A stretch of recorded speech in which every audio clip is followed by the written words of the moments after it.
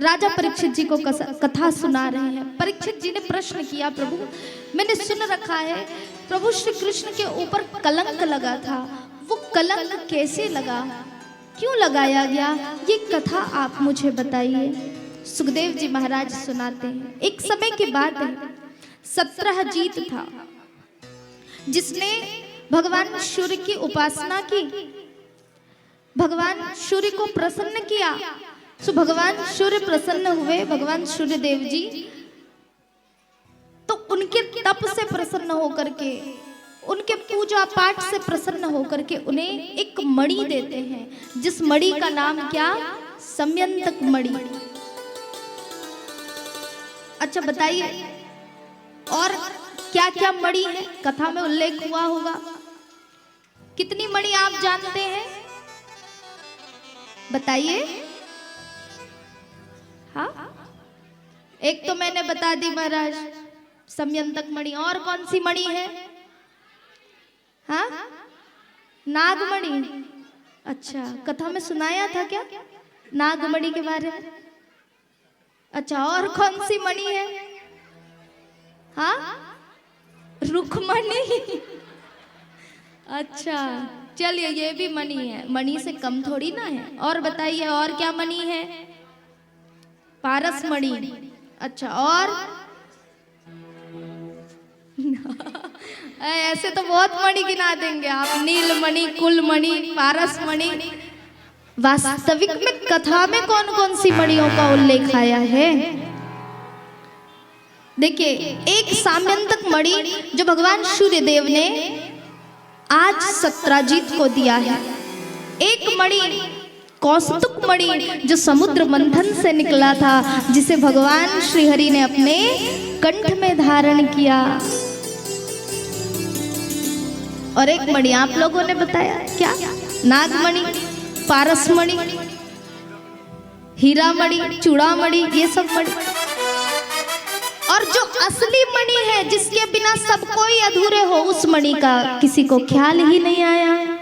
अब वो कौन सा मणि है बताओ, अपना सपना मणि मणि, इसके बिना जी पाओगे, ऐसे कैसे भूल गए, ये तो पहले याद आना चाहिए।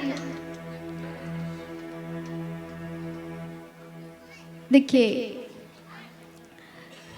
माँ मीरा गाया करती थी, पायो जी मैंने राम रतन धन पायो।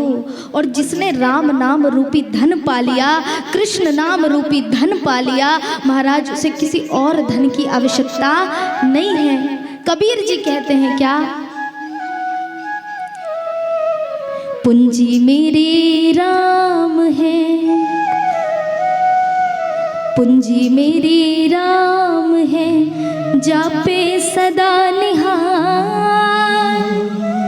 कबीर गरजे पौरुष बल,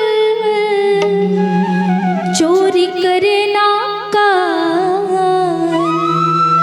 पूंजी मेरी राम है, कहते हैं मेरे पास ऐसी पूंजी है, ऐसी मनी है, ऐसा धन है जिस धन को काल भी चोरी नहीं कर सकता। और वो धन कैसा है, तो कहा पूंजी मेरी राम है, राम नाम रूपी, कृष्ण राम रूपी धन मेरे पास है, और इसे काल भी चुरा नहीं सकता।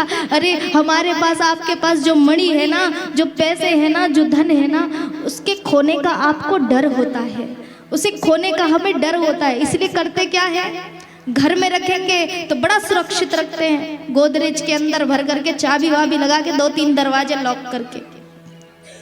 और ज्यादा टेंशन हुआ तो बैंक में ले जा करके दे देते हैं, ताकि बैंक से तो चोरी होगी नहीं महाराज। लेकिन फिर भी होता क्या है, इस मणि की जो संसार रूपी धन है, उसका कभी ना कभी चोरी हो ही जाता है। चोरी ना भी हो तो ये एक जगह टिकने वाला नहीं है, कभी यहाँ जाएगा, कभी वहाँ जाएगा, कभी और कहीं जाएगा, कभी यहाँ रहेगा, ये एक जगह रहने वाला नहीं है। इसलिए ये संत बताते हैं, मीराबाई कहती पायो जी मैंने राम रतन धन पायो, कबीर जी कहते कि पूंजी मेरी राम है।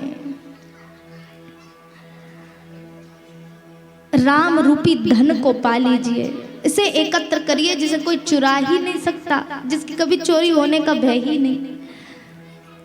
तो सत्राजीत को कैसी मणि मिली? समयंतक मणि। और ये कोई साधारण मणि नहीं है। उसे जब सत्राजीत ने धारण किया अपने कंठ में तो मानो ऐसा लगने लगा जो सूर्य जी में जो तेज है, भगवान सूर्य देव में जो तेज है, वो तेज आज सत्राजीत के शरीर में दिखने लगा। मानो वो चलता तो जिस ओर से गुजरता ऐसा लगता कि सूर्यदेव साक्षात धरती पर आ उतरे हैं। और साधारण नहीं, ये 8 मन सोना दिया करती प्रत्येक दिन। सोचो, प्रत्येक दिन इतने सोना दे वो, तो इस सत्राजीत कितना धनवान बन जाएगा। एक दिन सत्राजीत वो मणि पहन करके जा रहे थे। भगवान श्री कृष्ण के कुछ सैनिकों ने देखा, जाकर के अब भगवान श्री कृष्ण को बताने लगे, प्रभु हमने ऐसी सुंदर मणि देखी है, आज हमने सत्राजीत को देखा और देखा तो मानो ऐसा लग रहा था क्या कि इसने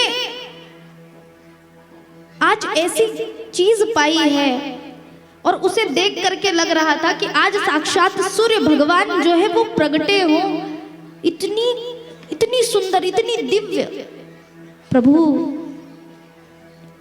हमें ऐसा लगता है कि ये मणि उस सत्राजीत के पास नहीं, आपके पास होनी चाहिए, आपके पास होनी चाहिए। भगवान श्री कृष्ण जैसे ही सुने समझ गए कि कुछ तो खास बात होगी।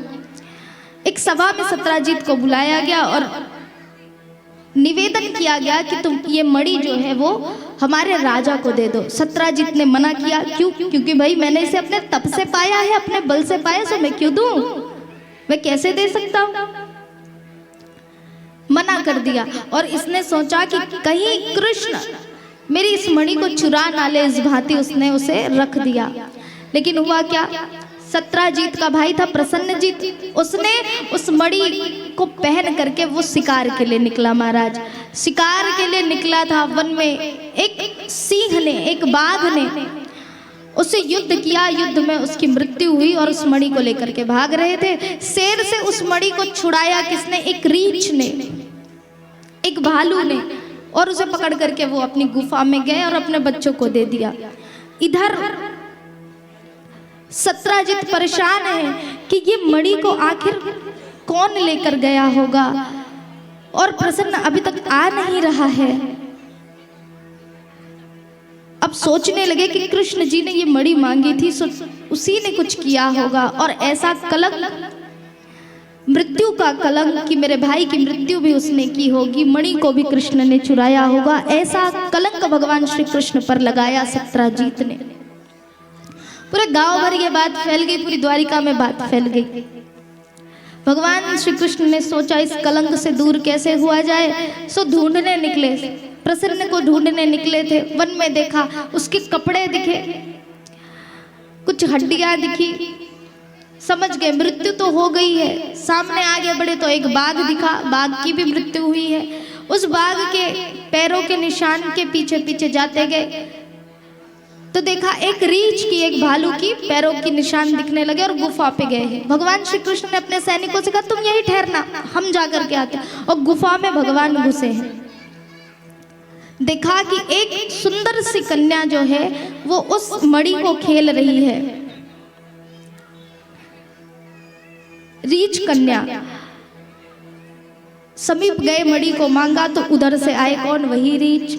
वो रीछ कौन थे? तो वही थे जामवंत जी, जो त्रेता युग में थे, भगवान श्री राम के सेवक बने थे, दास बने थे, वही जामवंत जी हैं। जामवंत मंत्री अति बूढ़ा, बूढ़े हो गए हैं। भगवान श्री कृष्ण ने निवेदन किया, कहा यह मणि बहुत ही मूल्यवान है, बहुत ही कीमती है, विशेष है, आप ये मणि मुझे दे दीजिए। जामवंत जी ने कहा ये मणि हमने पाया है, सो आपको क्यों दे, युद्ध करो, युद्ध से जीत लो। युद्ध होने लगा महाराज। युद्ध में ना भगवान जीत पा रहे हैं, ना वो जामवंत जीत पा रहा है। ना कोई हार रहा है। ऐसे युद्ध करते करते काफी समय हो गया। एक क्षण आया कि जामवंत ने प्रभु के नेत्रों में देखा। जैसे ही नेत्रों में देखा, ज्ञान की दृष्टि जागृत हो गई। पहचान गए कि जो मुझसे युद्ध में जीत नहीं सकता, वो संसार का कोई साधारण पुरुष हो नहीं सकता। ये तो साक्षात परब्रह्म है। ये मेरे राम हैं, जिन्होंने नए रूप में अवतार लिया है, जन्म लिया है। प्रभु के चरणों को पकड़ लिया, कहा प्रभु आपने मुझे बताया क्यों नहीं? एक बार आप मुझसे कहते तो। भगवान ने कहा हम किसी को बताते नहीं हैं। सो उस रीछ ने प्रभु के चरणों को पकड़ा है। जामवंत जी ने कहा प्रभु मुझसे गलती हुई है, सो क्षमा चाहता हूँ। भगवान ने कहा मैं तो ये मणि लेने आया हूँ, मुझे दे दो। मुझ पर भारी कलंक लगा है, सो मणि पाकर के मैं वापस चले जाऊंगा। जामवंत जी ने कहा प्रभु मैं मणि तो दूंगा, लेकिन साथ ही मेरे पास एक और मणि है, उसे मैं आपको सौंपना चाहता हूँ। जामवंत जी की पत्नी थी, बेटी कौन थी? जामवंत की बेटी थी जामवंती। कौन? जामवंती। कहा मेरी बेटी से विवाह कर लो। सो जामवंती का विवाह भगवान श्री कृष्ण से करके उन्हें उनके साथ दे देते हैं। एक मणि नहीं, भगवान एक मणि लेने गए थे। कौन सी मणि? संयंतक मणि। लेकिन लेकर के कितनी मणि जा रहे हैं? 2 मणि। एक जामवंती को और एक मणि को लेकर के पहुंचे। 17 जी को बुलाया गया और ससम्मान उस मणि को वापस दिया गया। कलंक भगवान का दूर हुआ। 17 जी ने मणि ली, लेकिन अफसोस इतनी कर रहे हैं, सोचने लगे कि आज मैंने इतना बड़ा पाप किया। पाप क्या?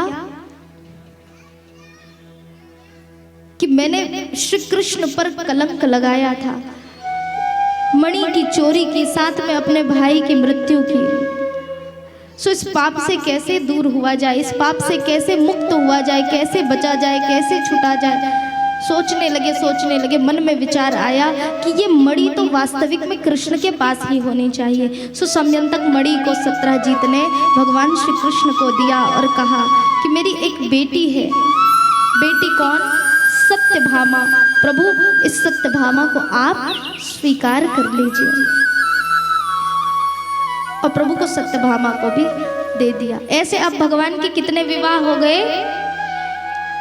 कितने विवाह हो गए? बोलिए।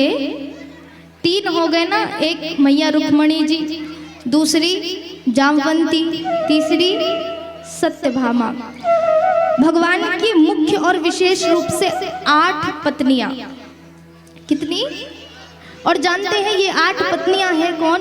ये 8 पत्नियां प्रकृति की, अष्टधा प्रकृति जिसे कहते हैं, वो 8 पत्नियां हैं। भूमिरोप अनलो वायुरवं मनोबुद्धिरेव च अहंकारेत्ययं मे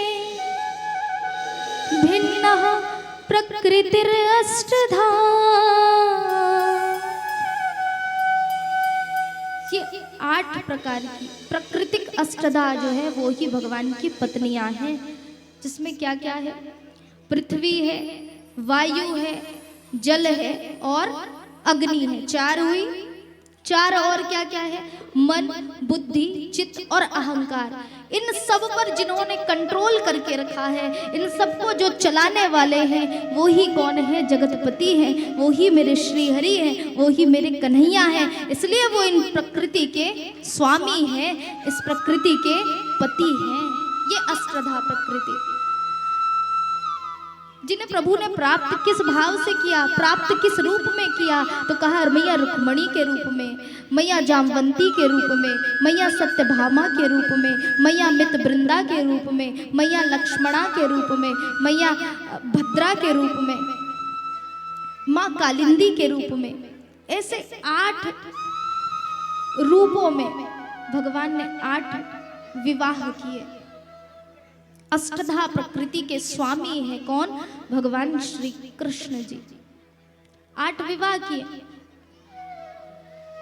एक दिन भगवान बैठे हैं कि उनके कानों में विरह वेदना आ रही है कि कन्हैया हमें बचा, कृष्ण हमें बचा, हे प्रभु हमें बचा। ये कौन है? तो ये भौमासुर के कारागृह में बंदी बनाई हुई कुछ कन्याएं हैं जिनको भौमासुर ने युद्ध में जीत करके रखा है अपने पास।